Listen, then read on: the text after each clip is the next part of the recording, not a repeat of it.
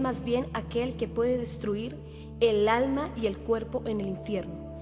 En el mismo instante que una persona muere y va al infierno, adquiere un cuerpo de muerte para condenación eterna. En el momento que el Señor Jesús tomó mi mano, empezamos a descender por un túnel muy oscuro y muy profundo que conducía al centro de la tierra.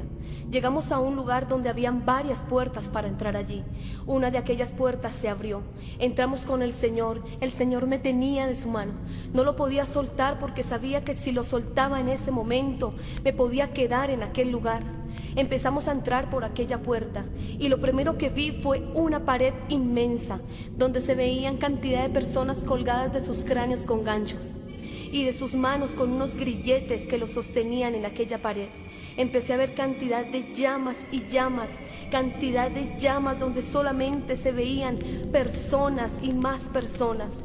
El Señor, por su misericordia, nos colocamos enfrente de una de aquellas llamas. Esta llama empezó a bajar lentamente y empecé a ver una persona.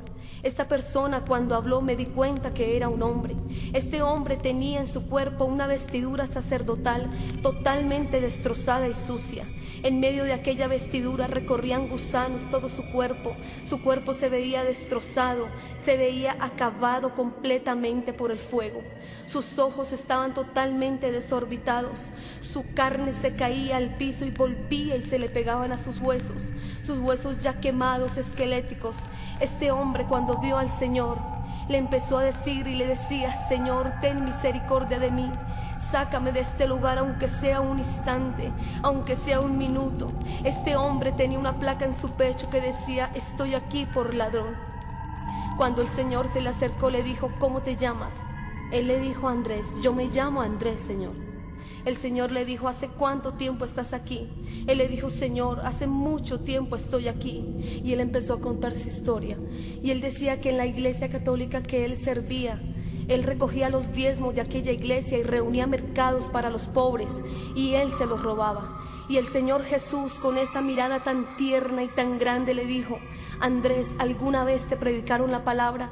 Él le dijo: sí, Señor. Una mujer cristiana fue a mi iglesia católica y me predicó la palabra de Dios, pero yo no quise aceptar, yo no quise creer, pero ahora sí creo, ahora sí sé que esto es verdad. Señor, sácame de aquí, aunque sea un momento.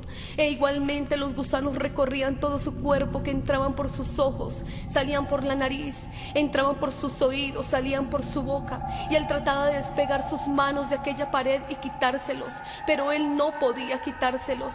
Y este hombre gritaba tan terriblemente y le pedía misericordia a Dios, y le decía una y otra vez que por favor lo sacara de aquel lugar. Lo más impresionante era que a este hombre había alrededor de él unos demonios que le asaeteaban todo su cuerpo y lo destruían. Estos demonios eran muy parecidos a unos muñecos que hay aquí en la tierra, que se llaman los Jordanos. Estos muñecos en el infierno ya no eran muñecos ni se veían tan tiernos, sino eran demonios en su esencia.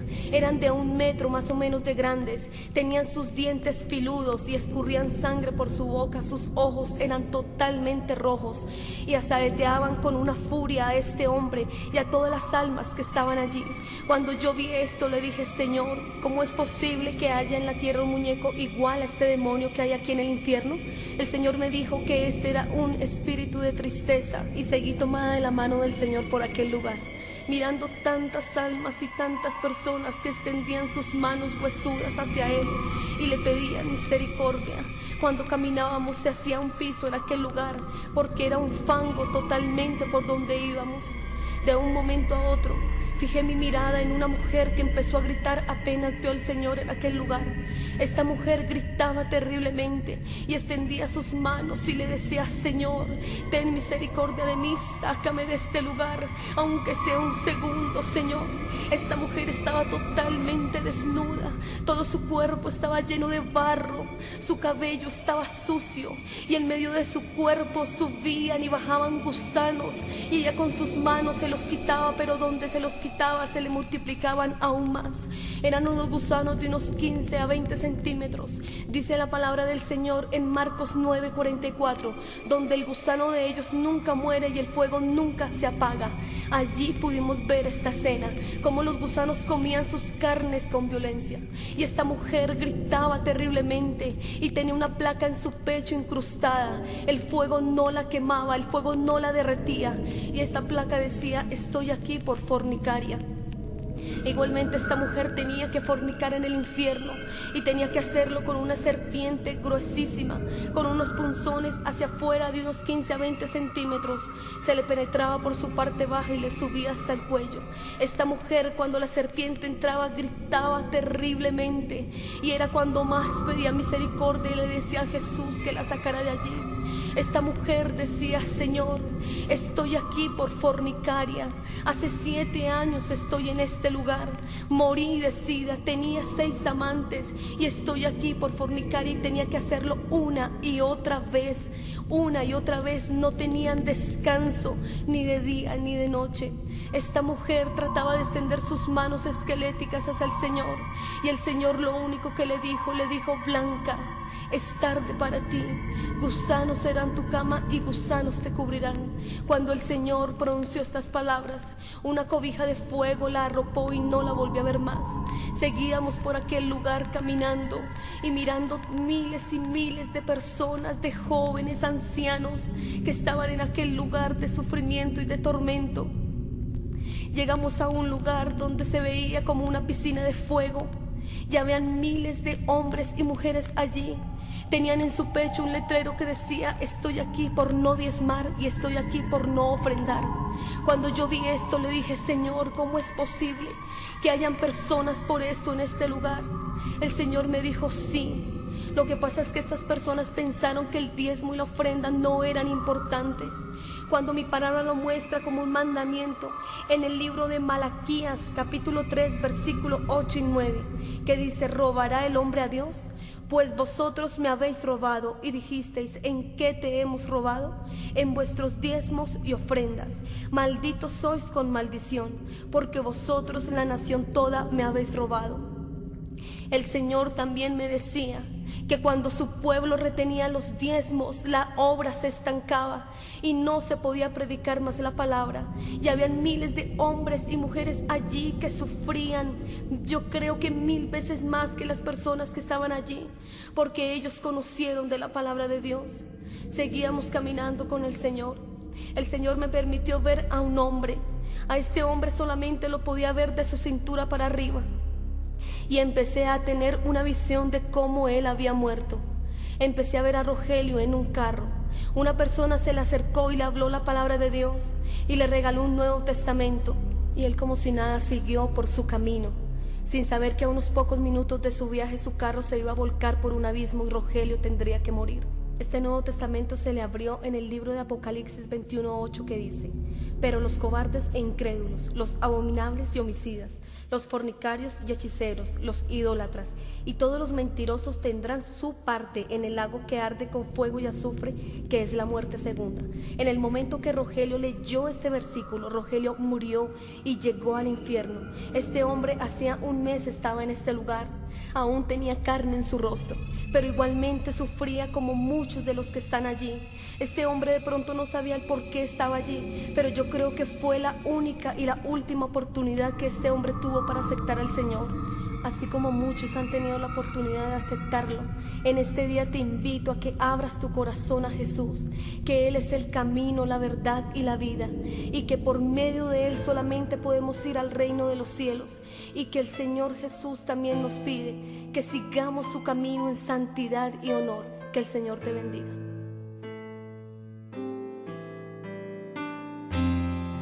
Dios les bendiga, hermanos. En el momento en el que el Señor me tomó de su mano, pude ver que estaba parada sobre una roca. Miré atrás y vi que había un ángel tras nosotros. Y comenzamos a descender en ese túnel oscuro a una velocidad indescriptible. Y en un tramo del camino yo volteé a mirar y vi que ese ángel ya no estaba. Me llené de mucho más temor y miré al Señor y le dije: Señor, ¿dónde está el ángel? ¿Por qué no viene tras nosotros? Y Él me habló y me dijo, es que Él no puede entrar a donde tú y yo vamos. Continuamos descendiendo y nos detuvimos como cuando se detiene un ascensor y se abrieron varios túneles y tomamos por aquel del que les hablaba mi hermana Sandra, en donde la gente estaba tomada de grilletes en sus manos, en donde estaban colgadas de sus cráneos, y vi que era una pared interminable. Habían millones y millones de personas que tenían gusanos que caminaban por todo su cuerpo, pero vi enfrente y vi que había una pared exactamente igual. Y yo dije, Señor, tantas personas en este lugar. Y vino a mi mente una palabra que para entonces no conocía. El Señor me dice, es que el Seol es insaciable, el infierno es insaciable. Y salimos de aquel túnel y llegamos a aquel lugar al que le llamamos Valle de Pailas. Estas pailas estaban rebosantes de un lodo que hervía y comenzamos a acercarnos a una de ellas. Y a la primera persona que pude ver de cerca fue una mujer. El Señor fijó su mirada en ella, mientras ella subía y bajaba entre aquel lodo que hervía. Pero cuando Él fijó su mirada, ella se quedó suspendida como hasta la cintura. Y el Señor la miró y Él le dijo, mujer, ¿cómo te llamas? Ella le dijo, me llamo Rubiela. Yo vi que esta mujer tenía su cabello totalmente lleno de aquel lodo que hervía, carne colgaba de sus huesos ya ennegrecidos por el fuego.